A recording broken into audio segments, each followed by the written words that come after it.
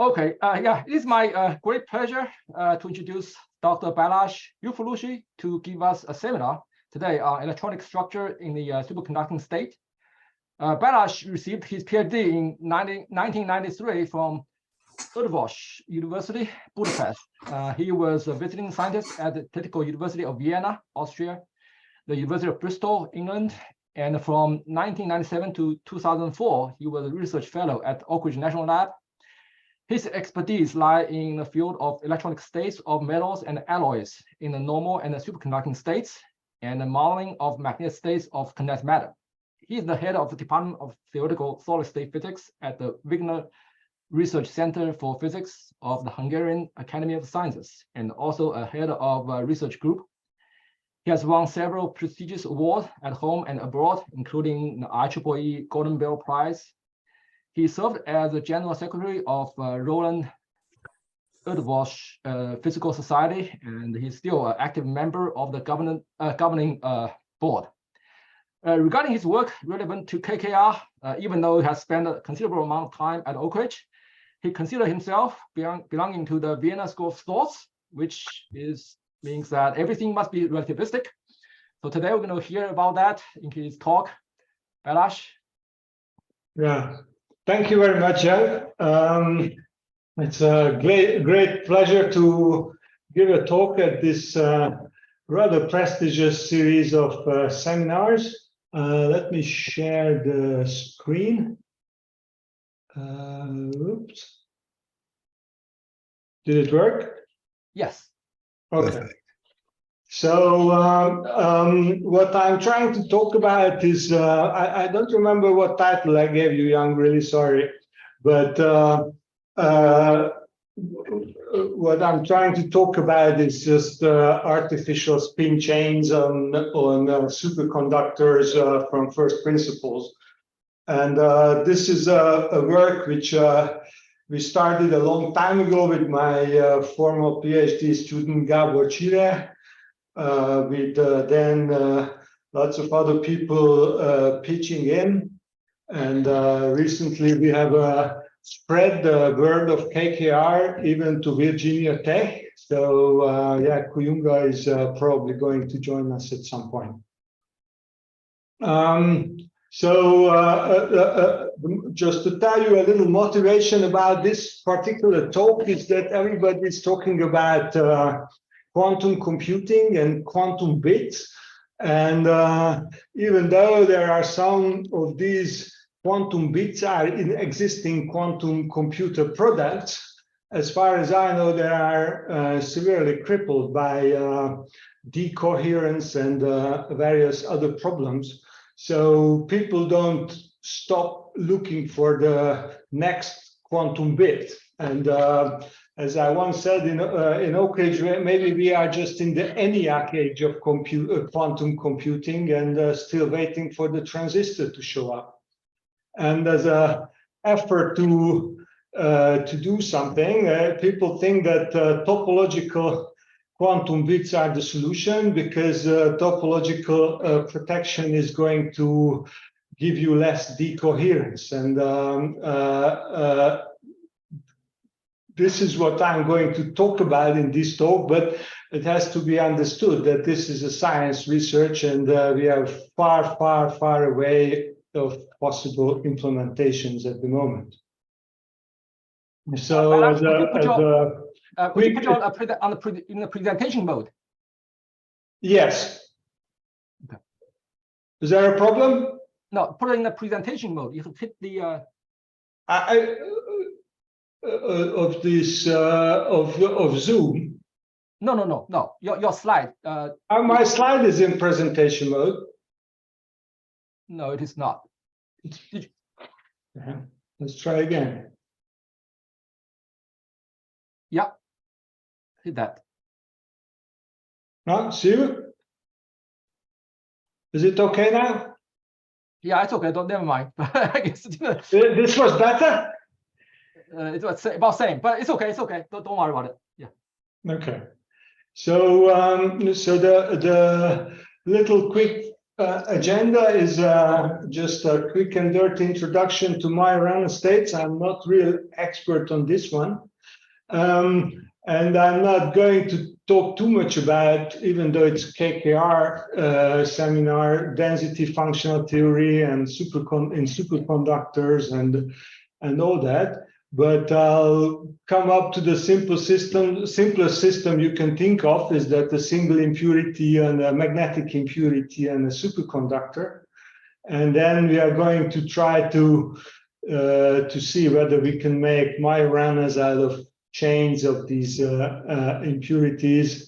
And then if I get there, we'll talk about a little bit about elements of creating a quantum bit, whether you can do braiding or at least some kind of elements of braiding.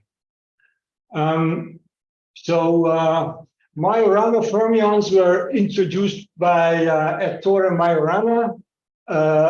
As everybody knows, he wanted to describe the neutrino as its own antiparticle in the double beta decay, and then usually we write creation and annihilation operators in this fermionic basis, and Majorana wrote them into another basis called the Majorana basis, and with this transformation, and sure enough, he got to the point and that the particle is its own antiparticle because the creation and annihilation operators are the same. So the next step was Kitaev.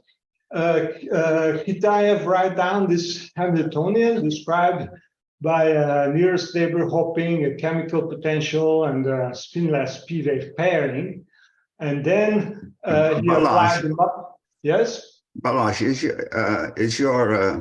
are your slides moving on when you go from one to the other? Yeah, they do. Yours not? All I've got is agenda so far. Oh, okay. Maybe this presentation mode is not working very well. Now you see it? Yeah. Okay. So yeah, here was the Kitaev, but the Majorana slide, and this is now the Kitaev chain with the Hamiltonian, and then Kitaev said, let's write it into the Majorana basis, and he wrote it into this Majorana basis, and then for certain values of the parameter space, he discovered that if you do this, that there is a stray particle left out at the two ends of the chain, and that's what they. And if it doesn't count in the energy whether you have this particle here or not, it must have a zero energy. So this is then called a zero energy Majorana mode at the end of the chain. Later on, there were people discovering the importance of this, and they made up a lot more fancy models, putting in spin, Zeeman splitting, spin orbit coupling, further models of superconductivity to describe these end states. And don't worry about these slides; they are just illustrations. But and there's a lot of work about it if you look at it in the literature.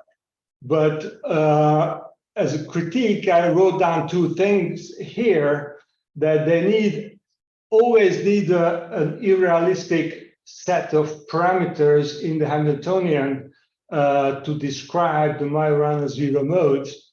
The first one is here, that's saying that the superconducting pair interaction or gap is the same as the hopping is just enormous. And this comes from the fact that you are trying to fit a one-dimensional model without the semi-infinite surface of the superconductor.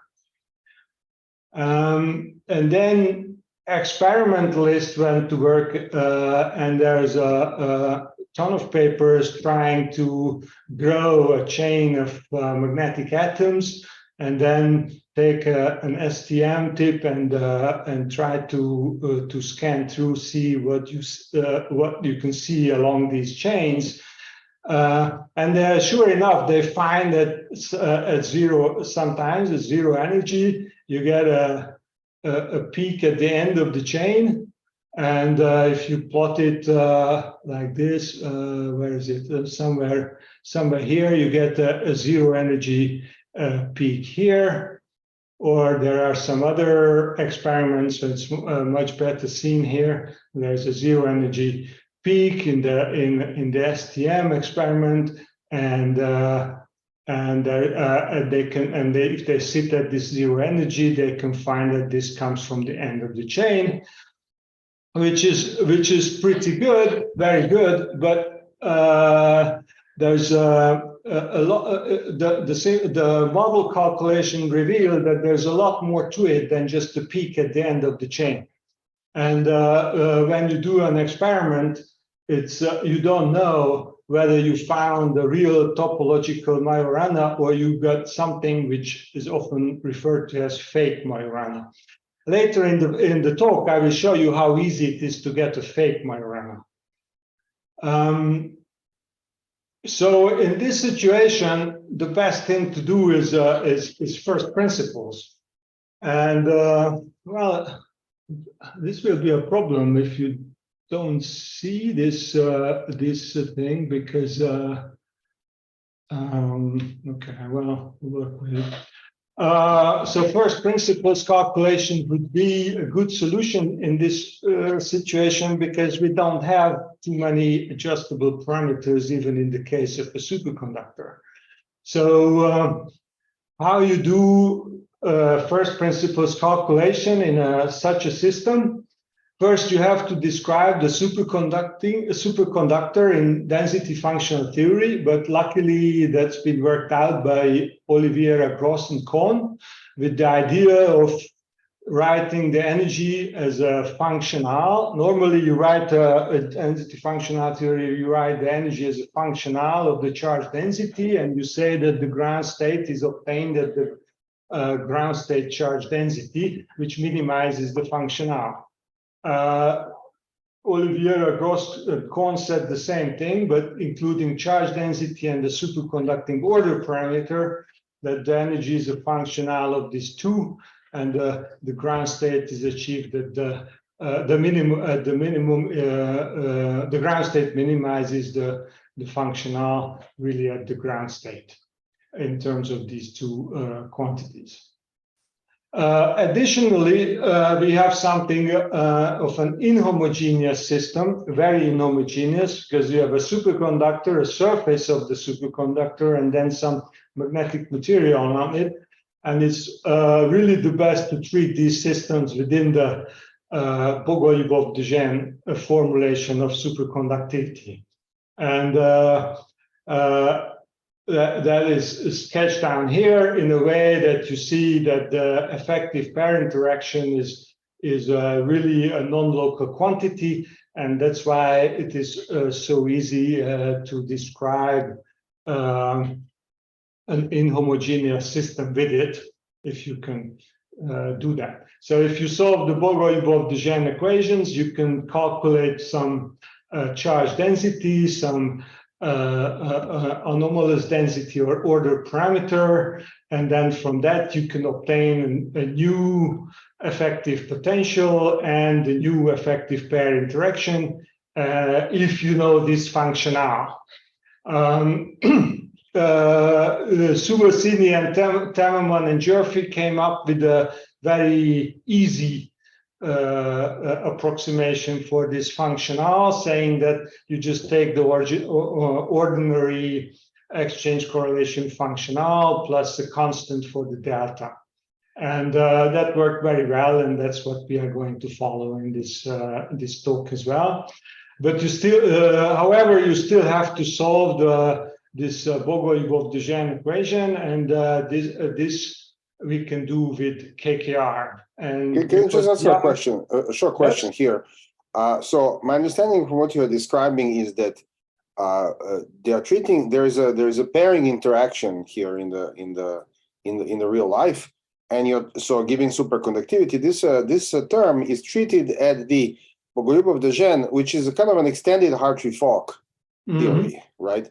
Whereas the density functional theory actually goes beyond the extended Hartree-Fock, because the exchange correlation potential is computed from Monte Carlo or whatever other methods you use. So has anyone tried to, in fact, investigate whether, if you treated the pairing interactions, beyond the Bogoliubov-de Gennes, is this possible to incorporate in this kind of formalism?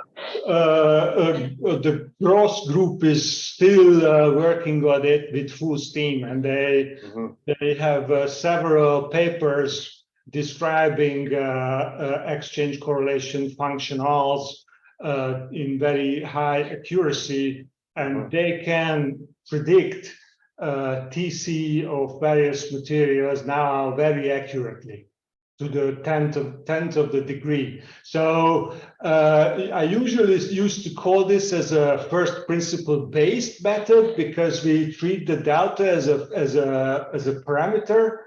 But I think now we are entitled to say that this is full first principles, because Gross did calculate delta from first principles, just I don't do it. Okay, fine, fair enough. It's like the lattice constant. You don't always minimize the energy with the respect to the lattice constant. Sure. Thank you very much. Yeah. So Young already said that I'm from the Vienna school because we do everything fully relativistic. I completely accept that critique, and I'm just going to generalize this Bogoliubov-de Gennes equation to fully relativistic, and then try to solve it, just to keep it easy.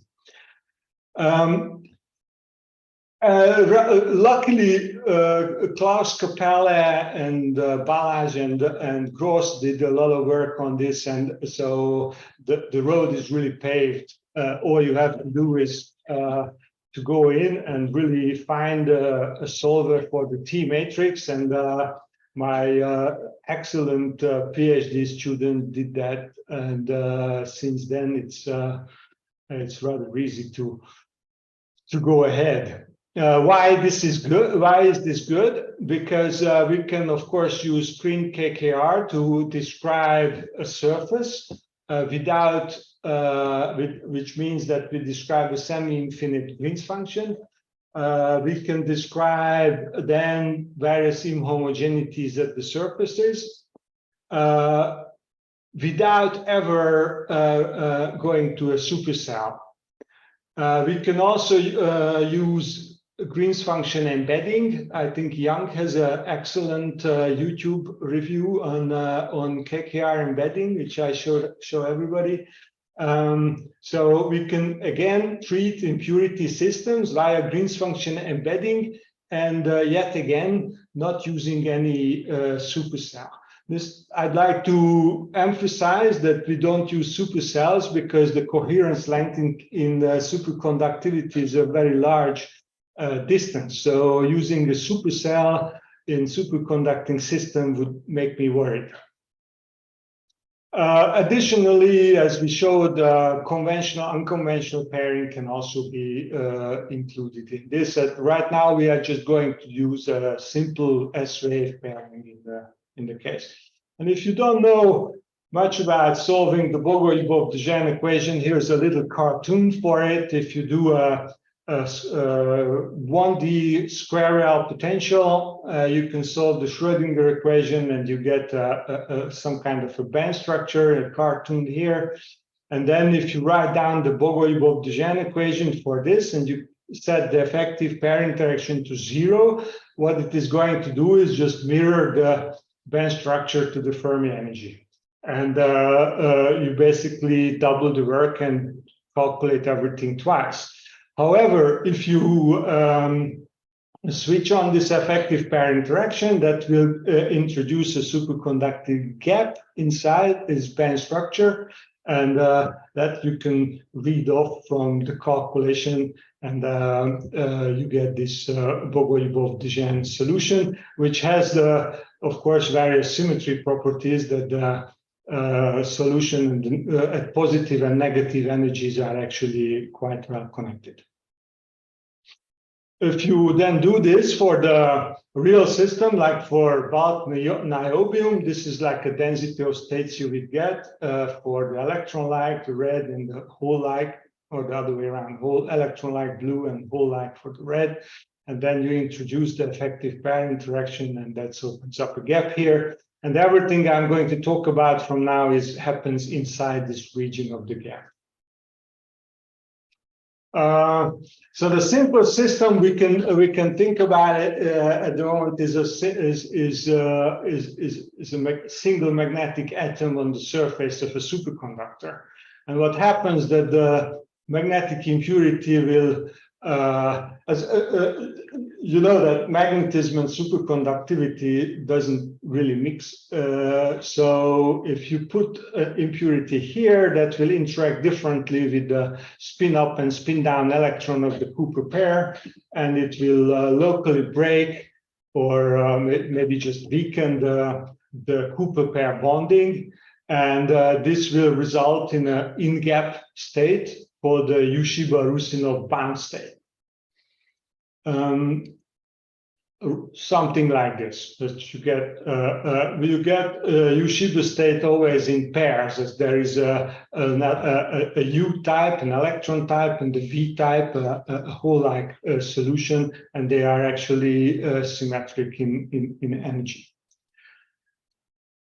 If now we want to utilize the KKR for this system, we do the KKR embedding for a cluster around the impurity, and then we calculate the Green's function, and from the Green's function we calculate the density of states. And it's not only the impurity what we include, but we include a whole cluster around it, as it is customary in KKR impurity calculations. So how well we are doing, I hope you see this. This is a comparison with the experiments of the Hamburg group, Wiesendenger and the co-workers. Manganese atom on the niobium 110 surface, and they have a superconducting surface and the superconducting tip. And for that, that's why the raw data has this big gap here. That's for the gap of the tip, and you have to so-called deconvolute the experimental data to get these experimental peaks within the gap. So here these red lines show you the superconducting gap, and these are the in-gap state. There's actually four of them. And this is the result of the calculation. We also find 4 gaps. We can even explain why we get 4 and not 5, because there are 5 d bands, so we get only 4, but I don't want to go into that direction at the moment to take too much time. So the position of the peaks are fairly good. The only critique you can say that this delta peak is closer to the center. This one is a little bit further away from the center. But if you look at the scale, we are talking about tenths of a millivolt in a difference of a calculation, which is, I think, pretty good. Even the characters of these peaks is recovered absolutely correctly from band structure calculations and from the experiments. Further calculation done by Kuyunga. Manganese on lead 111 and manganese on lead 001. And in the case of the 111, again, we have the calculation doesn't get the peak as close to 0 as the experiments, but again, the differences are a couple of millivolts here, and the agreement is fantastically sensational just for the 01.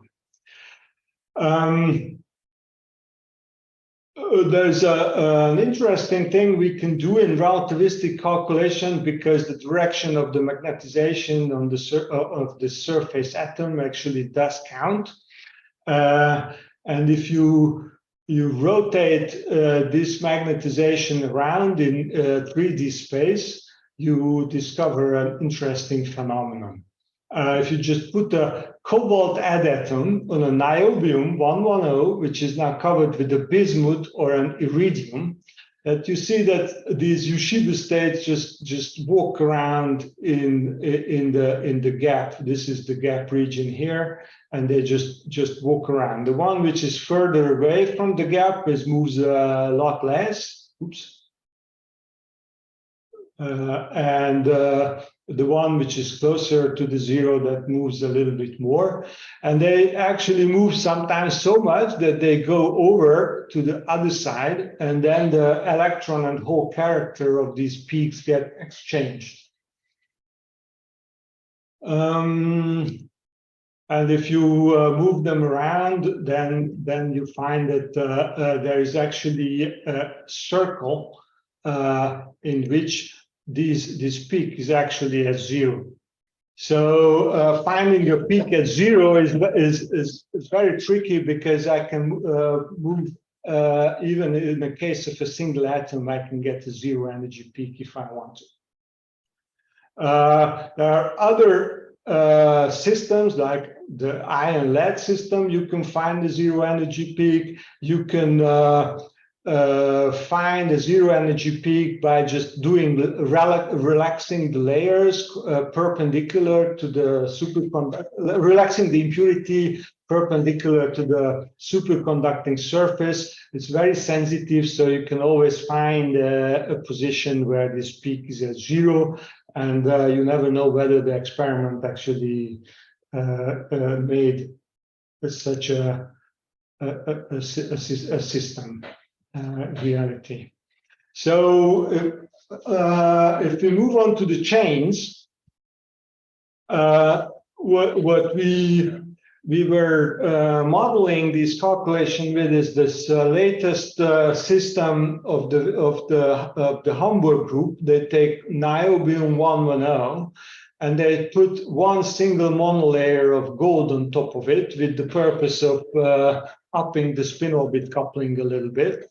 And then you put the ion chain on top. And we chose an ion chains consisting of 18 atoms, and they are put down on every second lattice side. The experimentalists were telling us it's not possible to do it with a 1A, just one lattice constant apart. They can do it only by two lattice constant apart only. And we can confirm that if you do this gold actually gets proximatized superconductivity, and the super proximity effect causes a superconductivity gap, which is the same as if you were just doing a niobium surface. So the gold doesn't make the superconducting gap any significantly smaller.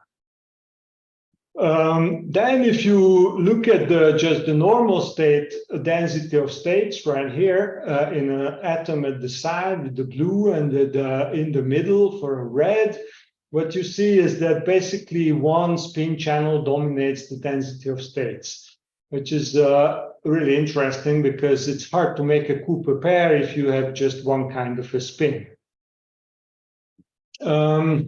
But then when you do the calculation for the chain in the superconducting state, in a, let's say in the ferromagnetic state right here, you find that there is actually a whole slew of states inside the gap. And this is coming from the individual Yeshiva states of these magnetic atoms hybridizing, and really like a textbook tight binding model, you actually start to get Shiva bands. And we know from previous works that to obtain a Majorana, you need to get a mini gap inside this Shiva band structure.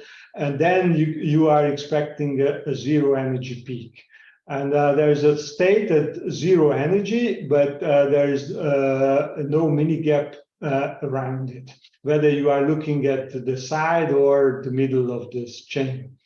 However, if you just introduce a chain, a spiral, 90-degree spiral, changing the direction of the moment by 90 degrees from atom to atom, you actually get what's desired, is to get a peak at the end and no peak in the middle. So this looks interesting. So Bendegoes went out and made this calculation a little bit more concise by varying the, he assumed the Néa spiral and then just varied the spiraling angle from 0 to 180 degrees.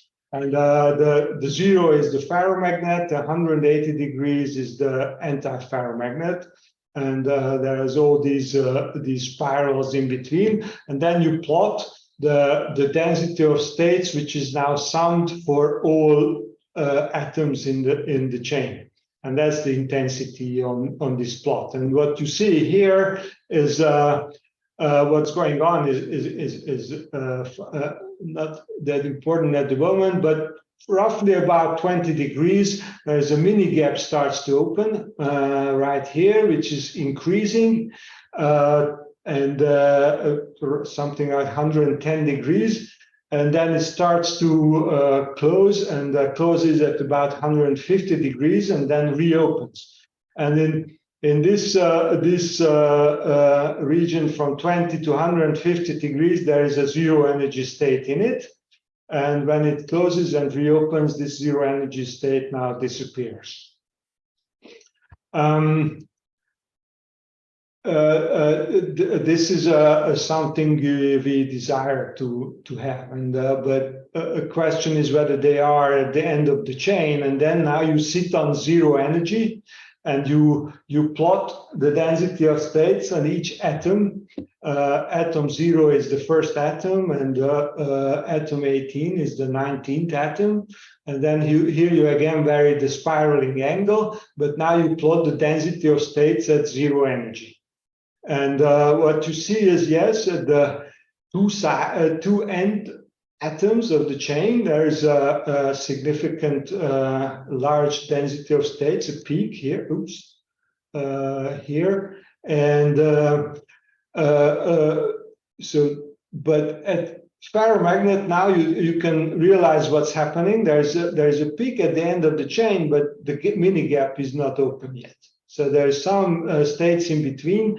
Maybe my chain is just not long enough because these states overlap, and then this overlap decays, and then the full gapped Majorana state comes to view at some spiraling angle. This is actually these are very small values, but are plotted here. It's expected that spin-orbit coupling here plays a role. So we did a similar calculation with spin-orbit coupling scaled to 0. You can do that in relativistic KKR. You can go in and switch off spin-orbit coupling and do exactly the same plot. And the difference here is that here at the ferromagnet there is no state at zero energy. There's a mini gap which is open and then closes and opens again. Then there's a zero energy state and closes, opens, and the zero energy state is not there. And then you make the analysis whether this state is at the end point of the chain or not. You find that yes, the situation is much cleaner than in the case of the relativistic calculation, because the zero energy state is right cleanly at the end of the chain from about 35 degrees or something like that. Okay, well, it's really unfortunate. Oops. Here. And this case is now pretty similar to what has been written up about these chains in the literature based on various tight binding model calculations. If we a little bit examine what the extent of these Majorana zero modes, or I'm not allowed to say Majorana yet, but I will do nevertheless. So these zero modes, what's going on in this region is here we look at in more details the 60-degree, the 75-degree, and the 100-degree chains. You see that at 60-degree, there's still a little. It looks like a little overlap is still going on between these side chains. This is important if you want to do a qubit. You want the qubit, these qubits, these Majoranas, to be completely separated. And that's another advantage of this KKR-based approach, that we can predict without any parameters what the extent of these states are going to be. But if you increase the spiraling angle, the localization is complete. And compared to the spin-orbit coupling, you see that spin-orbit coupling is a double-edged sword. It actually, when you introduce spin-orbit coupling, you make these Majoranas a little bit more localized than without spin-orbit coupling, like here and here you compare. But also it increases this tail oscillations, which causes an overlap. Okay, now if we want to further analyze what kind of states we are having here, I have to do a little introduce a couple of more quantities. In superconductivity, normally we talk about Cooper pairs, which are spin up and spin down electrons. And the order parameter, as I've written down, is this. And it has this property that if you exchange all indices, including the site index, the order parameter changes sign, because we are talking about fermions. But there's also sometimes possibility for a triplet superconductor. Oh, sorry, I didn't say that in the singlet superconductor, this anti-symmetricity is easily satisfied because of just the spin index. So because you have a spin up and spin down, and spin down, spin up, you already satisfy this requirement for the order parameter being anti-symmetric. If you do it, if you want to say you have a triplet superconductor, like a spin up, or spin down, or this mixed triplet component, you have to satisfy normally this triplet superconductivity, this requirement for the order parameter within the site index. This is the standard way of doing it, but now we are. But this is because you don't have a band index. Immediately, if you do have a band index, like we have in KKR, you can satisfy this requirement for anti-symmetricity within the band index. So you have a new type of Cooper pair, a triplet multi-band Cooper pair, and in that case, you can make it local. In KKR, we don't really like non-local quantities, do we? So it is important to have a local order parameter. And then we calculate the local Green's function. I'm just talking about the indices, and there's so many, so I've written them in this bracket. So there's an energy index, complex energy index. There's a site index. There's angular momentum in the LMS representation. There's a spin index, and there is an electron hole index. That's what the local Green's function has. And when we calculate, the density of states, then we trace out all these indices to calculate, to get the local density of states. If we want to calculate the singlet order parameter, like this one.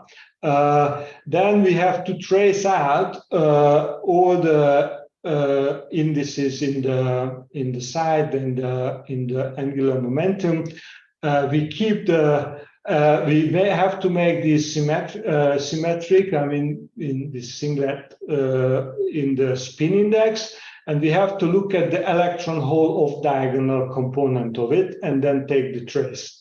And then you get the singlet order parameter, which is important for the few slides coming, that it has this anti-symmetric property. If you change the energy, you also change the sign of the energy, you change the sign of the singlet order parameter.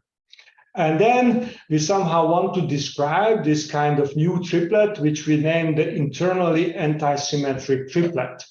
And for this internally anti-symmetric triplet, you have there is no trivial way to define an order parameter, so we are making one up.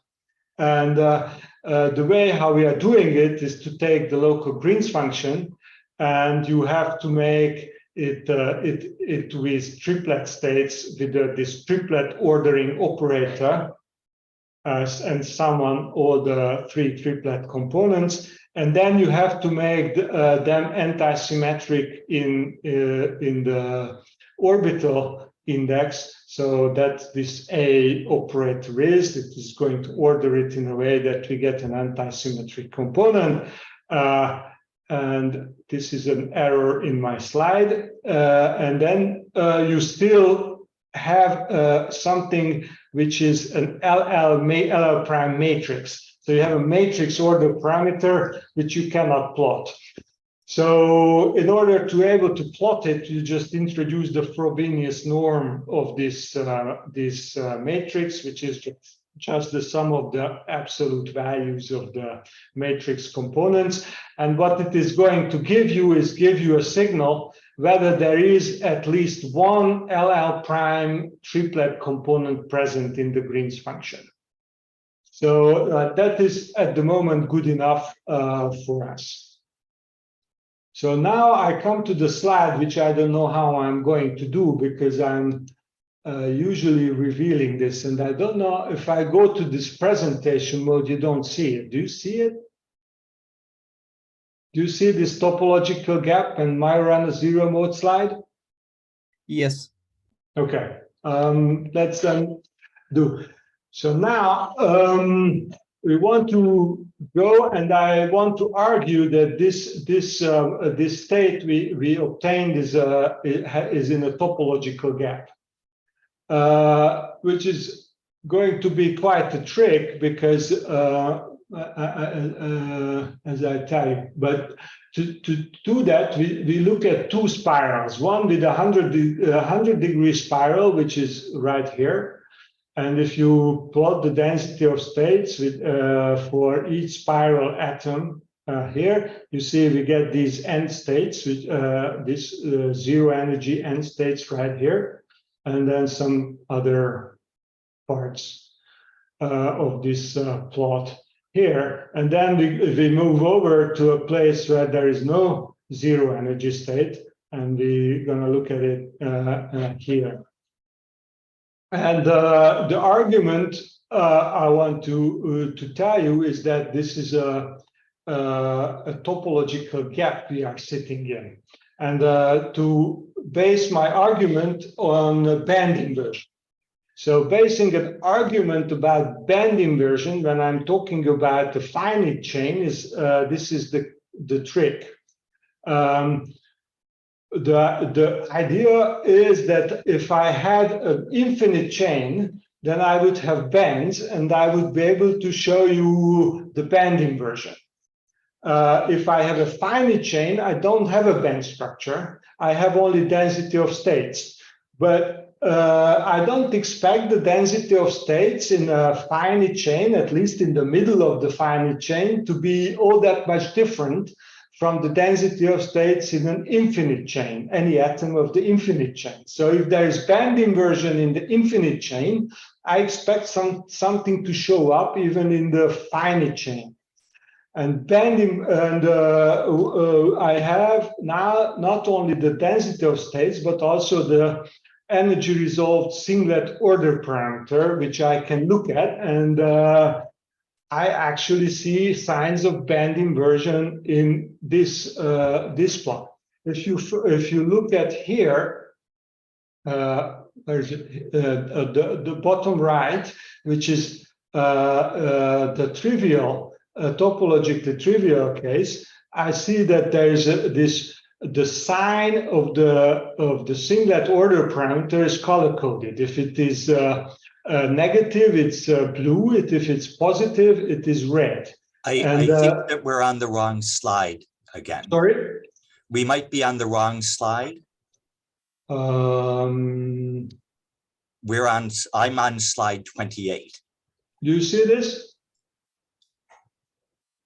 You need to go to slide 29. No, we don't see that. Okay, now. There, okay, yes. There we do. Yeah, okay. Yeah. So something's wrong with this, but here it is. So now you see that this is the topologically trivial case, and the red is positive, and this is negative, and this is how it should be. I told you that the singlet order parameter is antisymmetric in energy. But if I go to the topologically non-trivial part, there is a premature change of sign in the middle of the chain here. So it goes from red to blue, and then here blue to red. So what I'm arguing about is this is a sign of band inversion. Band inversion is normally associated with a band structure, as I said. If you have and usually you associate with the character of the band. So you describe a band with some kind of character, and then if there is a topological band inversion, then this character goes over onto the other side of the Fermi energy. Just as on this plot, and what I'm seeing here is the same thing in the singlet order parameter. The singlet order parameter is prematurely changing sign, and the sign of the order parameter is the character I'm associating with this with the band conversion. And this is very nice, because now I can say that I have a topologically trivial phase and I have a topological phase. And if you have a boundary of the topological phase 1 and phase 2, something special happens at the boundary, and what might happen is illustrated on this figure. If you want to go from mainland China to Hong Kong, they drive on the right-hand side in mainland China, and in Hong Kong, there's a good formal British colony. They drive on the left. So if you want to go over, you have to do something special, and that is like getting out of the plane and moving under and joining the bridge together here. Do you know this bridge, Jan? I don't know. It's the first time I see this. But anyhow, our topological phase 1, the topological trivial phase, is the S-wave superconductor of niobium gold, which has a topologically trivial band structure, and that's reflected in these coherence peaks being red or blue here. And if you go, and the topological phase is your chain, where you have this inversion compared to this topologically trivial phase. And what happens if you at the boundary is actually that's your Majorana fermion. So the funny thing, what happens at the joining of two topological phases is your Majorana. And that's the so-called bulk edge correspondence principle. If I were not giving you the relativistic talk, I would be much better because then I could say that coming back to this Mickey Mouse model, I said that if I solve the Bogoliubov-Duhem equation, there's a UV order for positive energies, and for negative energies, there is actually a minus V squared U squared. So it actually turns around. And what happens here is you have a solution of the Bogoliubov-Duhem equation, like UV, and something happens, and then you get a VU solution inside, and then you get a UV again. And this is what is described by the superconducting order parameter, because this is basically a UV product quantity. So I hope I convinced you that this gap is topological, and from now on I'm allowed to call this thing really a Majorana zero mode. What kind of a state is this Majorana zero mode, and whether I get this all the time? This is a summary of what I showed so far. This is the with spin-orbit coupling scaled out and spin-orbit coupling equal to 1. And you see this is my density of states, which shows the in-gap zero energy state. And here the singlet order parameter, and you see, although it's a little bit sometimes difficult to see, but you see there is this premature change of the sign of the order parameter at every spiraling angle. Over here.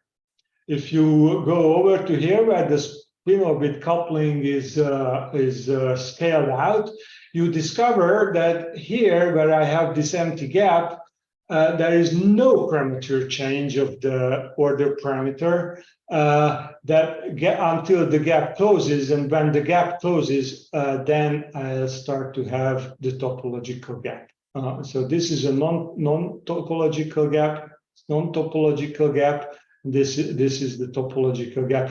The singlet order parameter doesn't show the zero energy state because it's an anti-symmetric function, so it's exactly zero as zero.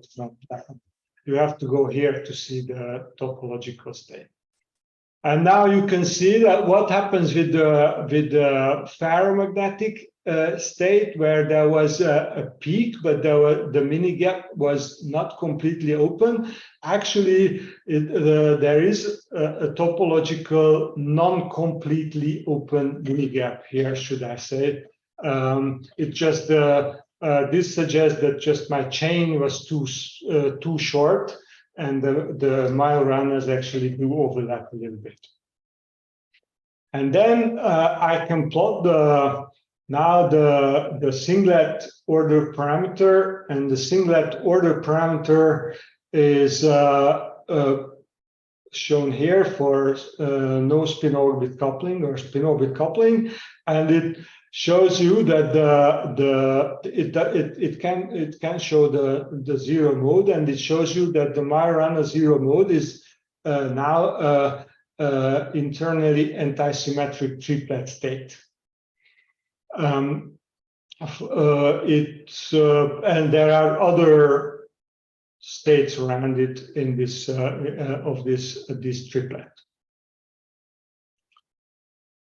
So now that we did satisfy everything, it would be interesting to see how stable these Majorana modes are against white noise.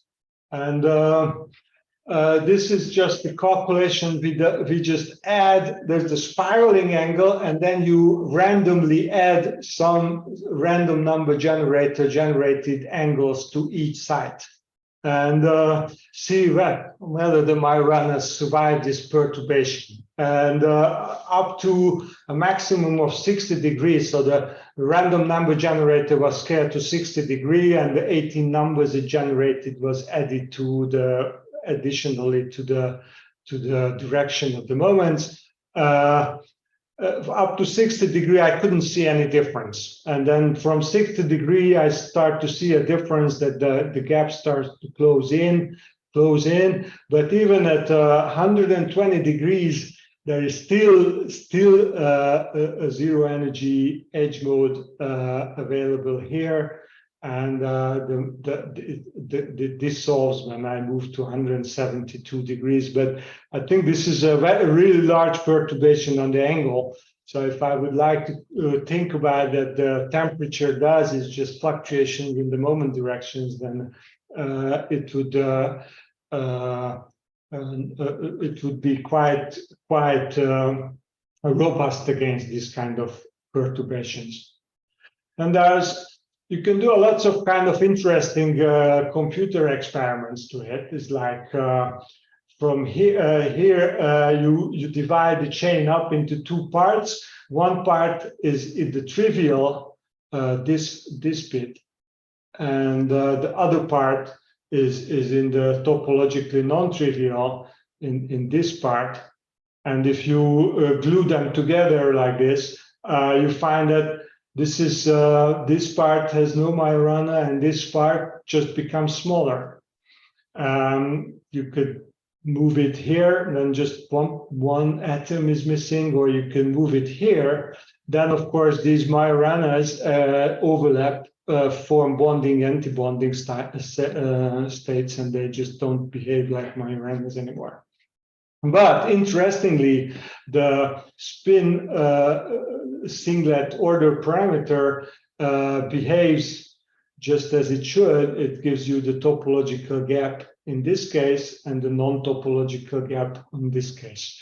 Even here, you can discover signs of topology if you really look at it. If you want to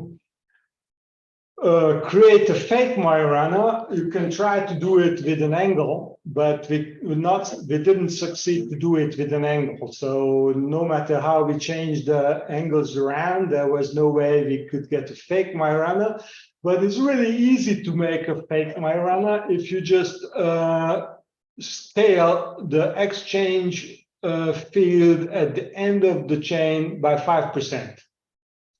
Just 5% brings you this edge state up here. So I took a chain in this topologically trivial phase where there's no Majorana. I'm not expecting anything, but then I changed the exchange field by 5%, and bingo, you have it. But the singlet order parameter again tells you that this is a non-topological gap, so there is no. This is a fake Majorana. And if you want to do something like braiding, the braiding operation is about moving Majoranas. Here, I'm not saying that I completely solved the braiding problem. It's just one element of the braiding problem is moving Majoranas, is that I just look at here. And I introduce in the 100-degree spiral, which is in the topological region, and I just introduce a phase difference artificially. So that's at the middle of the chain, or I think it's the 10th atom. The 10th atom, you just introduce a jump in the phase, and then it continues on with its 100-degree spiraling angle. And what happens is that there's two more Majoranas appearing, the two edges of the chain. Here is one, and here is one. It's just difficult to see because they actually do overlap now. And that half the chain is too short of a chain to show the Majoranas clearly. But again, the order parameter gives you, see that if you had one Majorana, there was this region in the middle which had the antisymmetric property of the superconducting order parameter. And here, if you divide the chain into two, this is of course a little bit smaller, but it still works. It tells you that there is a topological gap here which has two Majoranas at the end. They overlap, So that's why they actually move away from zero energy a little bit, because they hybridize. But you can do this, and then by moving this region along the wire, you can move the Majoranas to the left, to the right, with just changing the phase. I think I'm not going to talk about tantalum chains. The situation is just the same, because I think my time is getting up. So I think I just put up a little summary that we successfully generalized the KKR method to solve the Kohn-Sham, Dirac, Bogolyubov-de Gennes equations for layers and embedded clusters. We show that we get the Yushiba states quite correctly compared to experiments, but we can shift them by rotating the direction of the moments around. And then we show that if you look at ion chains on this gold niobium system, we find an internal topological gap. We find a quantity, an indicator of this topological gap, the superconducting order parameter. We found that this is true for a wide range of spiraling angles. We found some zero bias peaks at the edge atoms, which are in this special kind of triplet, the internally antisymmetric triplet state. And all these point towards that what we have here is a Majorana fermion. We show that these states are quite robust against perturbation in the magnetization. And I also showed you how easy it is to get a quasi-Majorana or a fake Majorana state. And the elements of braiding can be also discovered. Now, the next question is how to make spirals. That's the only problem of this otherwise perfect theory. Thank you very much. Thank you, Balazs. Now open the floor to everyone that have any questions. Okay, Vlad, please. No, I didn't. I just applauded, clapping. I don't have a question. Oh, okay. So, thank you. Thank you. So, any questions? Balazs, you have like this turn on and turn off spin orbit coupling. How do you do that in the when you solve the Dirac equation? Yeah, that's how it's described in Hubert's paper. You basically neglect the small component, and then the way how you would derive the Schrödinger equation from the Dirac equation is the first thing you neglect the small component, and then you have two equations, and you go towards the Schrödinger equation, and there you can identify a spin orbit coupling operator, and you put a scaling factor in front of it. Basically, you solve the scalar relativistic. No, because it still has the spin orbit coupling in it. So you can scale it to 0.5 if you want to.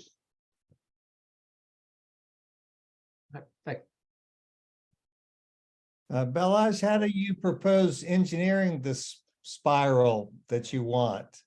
Have you got that's a alloy chain or chains of that's a difficult question, Don. If they could make skyrmions, I've got good faith that you can make a spiral, but yeah, you have to study the normal state of surfaces and the interaction with chains of atoms.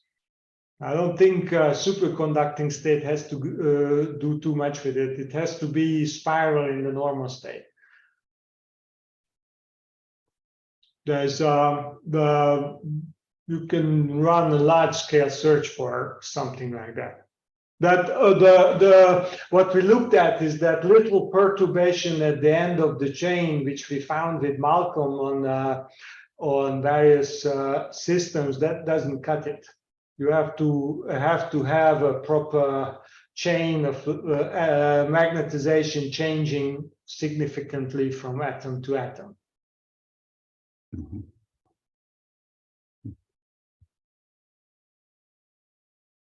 But maybe our spin dynamics code can be put into work again. Yeah.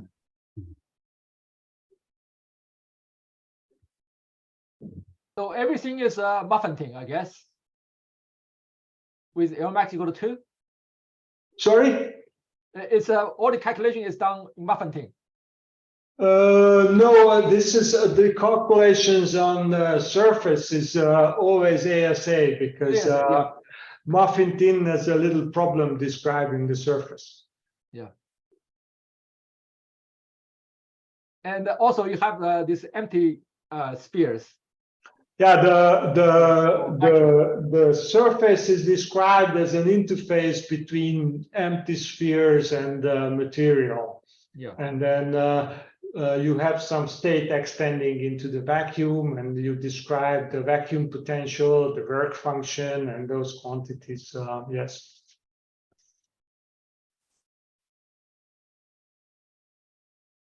So where do you see this going, Balazs? Let me say, I'm very impressed with what you've done. I mean, it's just looks like a tour de force. I think the key to this may either to find if we find a chain, I think that's a gold. Then we found gold, but there's a possibility that maybe turning the logic around, and you go back to this slide right here. So you'd say, okay, we had a topologically trivial superconductor and a topological spiral or chain, and that's where the interface between the two kind of topologies happen. But you can change it around, and maybe you can have a topologically non-trivial superconductor and the topologically trivial chain, and in that case you may get a ferromagnetic chain hosting Majorana fermions. That's also a possibility we are looking at. If somehow we can get this, I've got to get great faith in our results, because then I believe that this topological protection will actually work.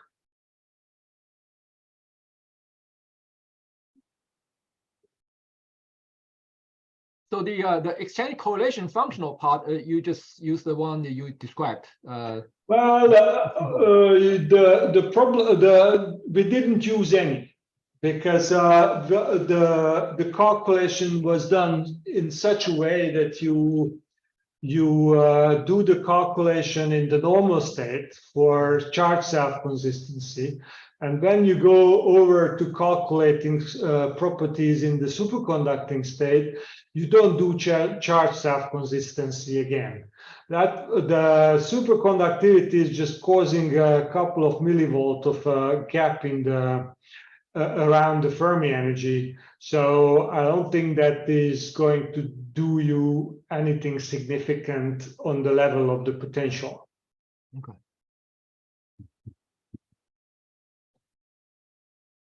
Although one of my postdocs is intending to is looking into calculating Jaloshinsky-Moria and those kind of interactions based on the self-consistency in the superconducting state.